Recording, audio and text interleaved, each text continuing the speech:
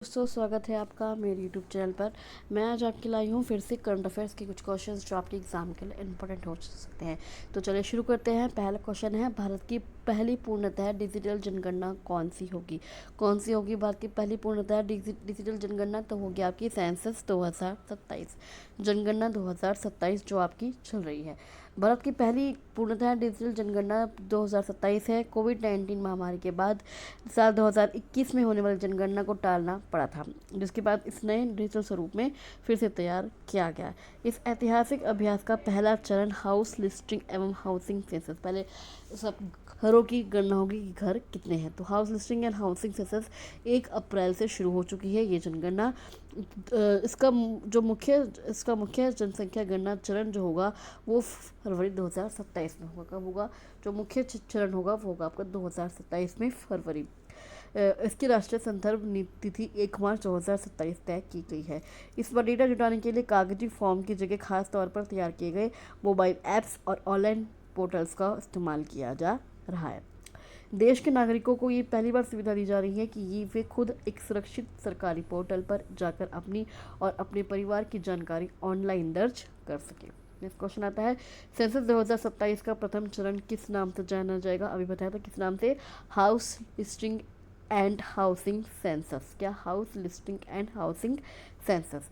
भारत की जनगणना हमेशा 2 चरणों पूरी की जाती है और जनगणना 2027 का जो पहला चरण है वो house listing and housing census है।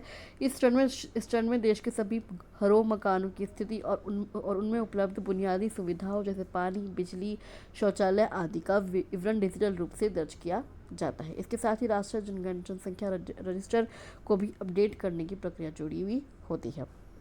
उसके बाद जो दूसरा चरण है वो है आपका पॉपुलेशन इन्यूमरेशन का। पॉपुलेशन इन्यूमरेशन क्या होता है कि जनसंख्या गणना की कितने लोग हैं, जिसमें देश के नागरिकों की व्यक्तिगत जानकारी जैसे उम्र, शिक्षा, पेशा आदि जुटाई जाती है। नेक्स्ट क्वेश्चन आता है, हेनस सेमिकन प्लांट का उद्घाटन किस राज्य में किया गया? हेन्स सेमिकन प्लांट का उद्घाटन तो वो किया गया गुजरात में। कहाँ पर? गुजरात में।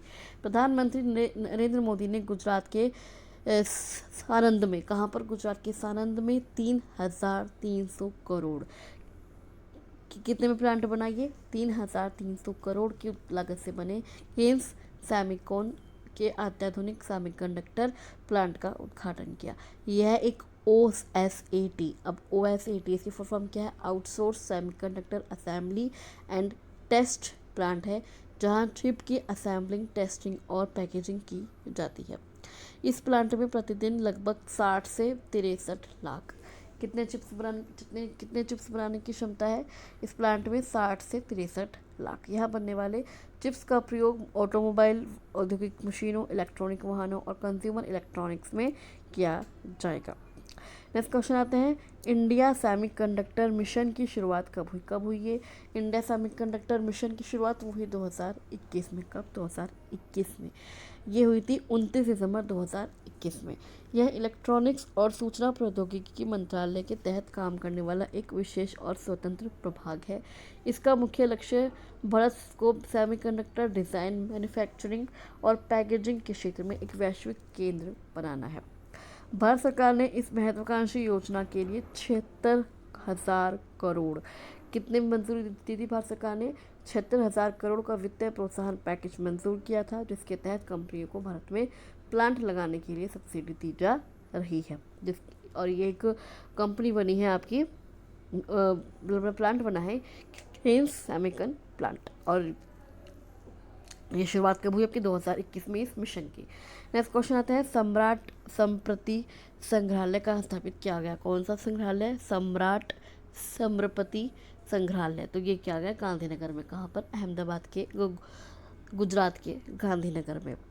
इस अत्याधुनिक संग्रहालय का उद्घाटन 31 मार्च 2026 कब किया गया? उद्घाटन 31 मार्च 2026 को किया गया, भगवान महावीर महावीर जयंती के अवसर पर। यह संग्रहालय जो ये म्यूजियम है जैन कला, इतिहास और सांस्कृतिक विरासत को समर्पित है, जिसमें 2000 से अधिक दुर्लभ पांडुलिपियाँ, प्राचीन मूर्तियाँ और ऐतिहासिक कलाकृतियाँ प्रदर्शित की जा रही हैं। इसमें कुल 7 विशेष खंड बनाए गए हैं। इस संग्रहालय का नाम मौर्य सम्राट अशोक के पोते सम्राट संप्रति के नाम पर रखा गया है। नेक्स्ट क्वेश्चन आते हैं, आर्टेमिस सेकंड मिशन में चंद्रमा की यात्रा करने वाली पहली अंतरिक्ष यात्री कौन है? कौन है पहली अंतरिक्ष यात्री आर्टेमिस सेकंड मिशन में चंद्रमा की यात्रा करने वाली? तो वो है आपकी क्रिस्टीना कोच। कौन? Christina Koch. नासा के ऐतिहासिक आर्टेमिस सेकंड मिशन के लिए चुनी क्रिस्टीना कोच चंद्रमा की यात्रा करने वाली दुनिया की पहली महिला अंतरिक्ष यात्री बनेंगी। आर्टेमिस सेकंड नासा का पहला ऐसा मानवयुक्त चंद्र मिशन है। क्या है? मानवयुक्त चंद्र मिशन है जो 50 से अधिक वर्षों में इंसानों को चंद्रमा के पास भेजेगा। यह आपका नासा किसका है? आपका अमेरिका का। तो यह आपको कौन जाएगी? क्रिस्टीना कोच उसमें बैठ के। यह एक फ्लाई बाय मिशन है। इसमें अंतरिक्ष यात्री चंद्रमा की कक्षा के चारों ओर चक्कर लगाकर धरती पर लौटेंगे। क्रिस्टीना कोच के नाम पहले ही अंतरिक्ष में किसी महिला द्वारा सबसे लंबे समय तक रहने का रिकॉर्ड दर्ज है। इसके अलावा उन्होंने जेसिका मीर के साथ मिलकर इतिहास की पहली ऑल विमेन स्पेस वॉक भी की थी। इस 4 सदस्यीय क्रू में क्रिस्टीना कोच के अलावा कौन कौन है? रीड वाइसमैन, विक्टर ग्लोवर और जेरेमी हेंसेन, ये आपके शामिल होंगे जब ये आपका जाएगा चंद्रमा पर। नेक्स्ट क्वेश्चन आते हैं, आर्टेमिस सेकंड मिशन में शामिल पहले गैर अमेरिकी अंतरिक्ष यात्री कौन है? जो अमेरिका के नहीं है वो कौन है आपके गैर अमेरिकी अंतरिक्ष यात्री? तो है जेरेमी हेंसेन। कौन है? जेरेमी हेंसेन। ये आपके कहाँ के हैं? ये आपके कनाडा के हैं। कहाँ के हैं? कनाडा के। कनाडाई अंतरिक्ष एजेंसी के जेरेमी हेंसेन आर्टेमिस मिशन में होने वाले पहले गैर अमेरिकी अंतरिक्ष यात्री हैं। नासा के इस ऐतिहासिक चंद्र मिशन में अमेरिका के बाहर से शामिल होने वाले यह इकलौते क्रू मेंबर हैं। ये इस मिशन के चारों सदस्य कौन कौन हैं? एक है आपका रीड वाइसमैन। कौन है? रीड वाइसमैन, ये आपका अमेरिका का है। विक्टर ग्लोवर, ये भी आपका पायलट होंगे। चंद्रमा पर पहले जाने वाले अश्वेत अंतरिक्ष यात्री। फिर आपकी क्रिस्टीना कोच जो अमेरिका की हैं, चंद्रमा पर जाने वाली पहली अंतरिक्ष यात्री। फिर है जेरेमी हेंसेन, ये आपके मिशन स्पेशलिस्ट होंगे, ये कनाडा से है। नेक्स्ट क्वेश्चन आता है, INS अरिदमान किस श्रेणी की पनडुब्बी है? क्या है? INS अरिदमन किस श्रेणी की पनडुब्बी है? तो वह अरिहंत क्लास। कौन सी? Arihant class. INS Aridaman S4 Bharat की अरिहंत श्रेणी की तीसरी, कौन सी? तीसरी परमाणु संचालित बैलिस्टिक मिसाइल पनडुब्बी है। इसे 3 अप्रैल 2026 को रक्षा मंत्री राजनाथ सिंह द्वारा विशाखापट्टनम में भारतीय नौसेना द्वारा शामिल किया गया था। यह अपने पूर्ववर्ती जहाज़ों से बड़ी है। इसका विस्थापन लगभग 7000 टन है। यह भारत की परमाणु मारक क्षमता को मजबूत करती है। यह पनडुब्बी पानी के अंदर से ही दुश्मन पर वार करने वाली K-15 और लंबी दूरी की K-4 बैलिस्टिक मिसाइलों से लैस है। कौन सी है? INS अरिदमन, ये आपकी अरिहंत क्लास की पनडुब्बी है। इसे भारत के बेहद गोपनीय एडवांस टेक्नोलॉजी वेसल प्रोजेक्ट के तहत विशाखापट्टनम के शिप बिल्डिंग सेंटर में स्वदेशी रूप से बनाया गया है। इस मिसाइल को ये आपका 3 अप्रैल 2026 को भारतीय नौसेना में शामिल किया गया था राजनाथ सिंह द्वारा। नेक्स्ट क्वेश्चन आते हैं, INS अरिदमन में प्रयुक्त K-4 मिसाइल की मारक क्षमता कितनी है? किसकी K-4 मिसाइल की मारक क्षमता कितनी है INS अरिदमन में? तो आपकी 3500 किलोमीटर। ये 3500 किलोमीटर से दूर अपने उस पर हमला हो सकती है। K-4 एक परमाणु सक्षम पनडुब्बी से लॉन्च की जाने वाली बैलिस्टिक मिसाइल है जिसे रक्षा अनुसंधान और विकास संगठन द्वारा DRDO द्वारा विकसित किया गया है। इसकी मारक क्षमता आपकी है 3500 किलोमीटर। इस मिसाइल श्रृंखला का नाम के पूर्व राष्ट्रपति और महान वैज्ञानिक डॉक्टर APJ अब्दुल कलाम के सम्मान में रखा गया है, इसलिए इसका नाम K-4 है। 3500 किलोमीटर की लंबी रेंज होने के कारण INS अरिदमन हिंद महासागर में रहते हुए भी दूर बैठे दुश्मनों पर सटीक निशाना साध सकती है, जो भारत की सेकंड स्ट्राइक क्षमता को बेहद मजबूत बनाता है। नेक्स्ट क्वेश्चन आता है एनसीईआरटी को किस दर्जे से सम्मानित किया गया है। किसको? एनसीईआरटी को किस दर्जे से सम्मानित किया गया है? तो है डीम्ड यूनिवर्सिटी। किस नाम से किस दर्जे से? डीम्ड यूनिवर्सिटी की। केंद्रीय रक्षा मंत्रालय ने NCERT national council of educational research and training को इसकी स्थापना के 62वें स्थापना दिवस के अवसर पर डीम्ड टू बी यूनिवर्सिटी का दर्जा दिया गया है। अब एनसीईआरटी एक स्वायत्त संस्थान के रूप में खुद की स्नातक, ग्रेजुएट, पोस्ट ग्रेजुएट और डायरेक्टरेट जो पीएचडी डिग्रियां प्रदान कर सकता है एनसीईआरटी। यह संस्थान अब शिक्षण, प्रशिक्षण और पाठ्य चर्चा विकास में नए ग्लोबल कोर्स शुरू करने के लिए स्वतंत्र है। इस दर्जे के साथ एनसीईआरटी को विदेशी विश्वविद्यालयों के साथ शैक्षिक सहयोग और रिसर्च प्रोजेक्ट शुरू करने में आसानी होगी। नेक्स्ट क्वेश्चन आता है भारत 2025 में नवीकरणीय ऊर्जा बाजार में विश्व में किस स्थान पर रहा। किस स्थान पर रहा नवीकरणीय ऊर्जा बाजार में विश्व में? तो वह रहा थर्ड स्टेज पर, तीसरे स्थान पर रहा।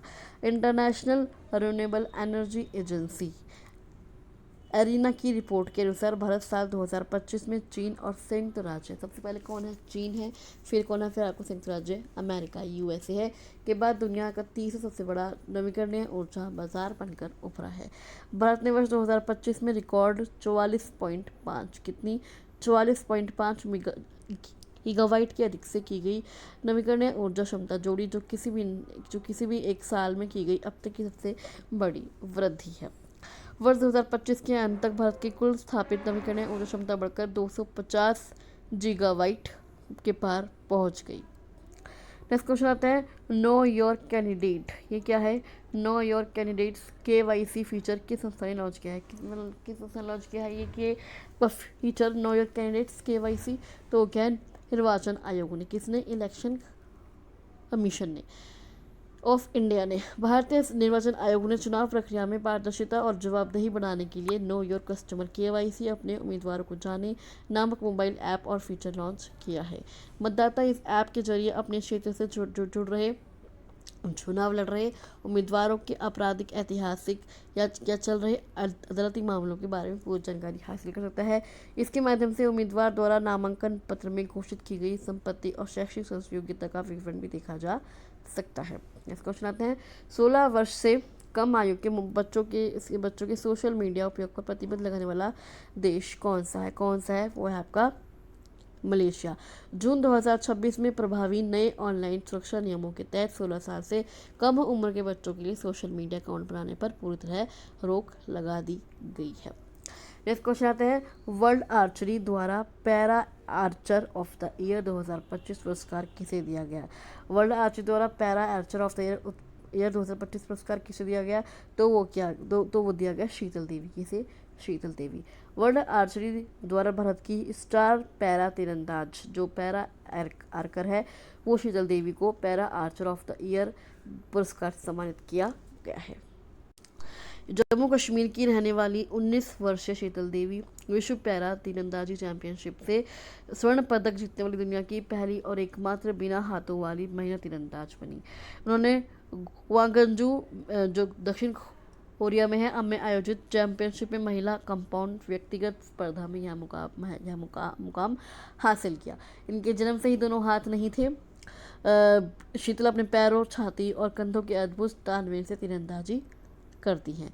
खेल जगत में उन्हें अर्जुन पुरस्कार भी मिल चुका है 2024 में। इसको सुनाते हैं मार्च 2026 में भारत का जीएसटी संग्रह कितना रहा भारत का जीएसटी कितना हासिल किया 2026 मार्च 2026 में?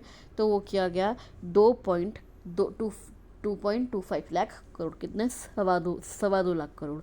2.25 लाख करोड़।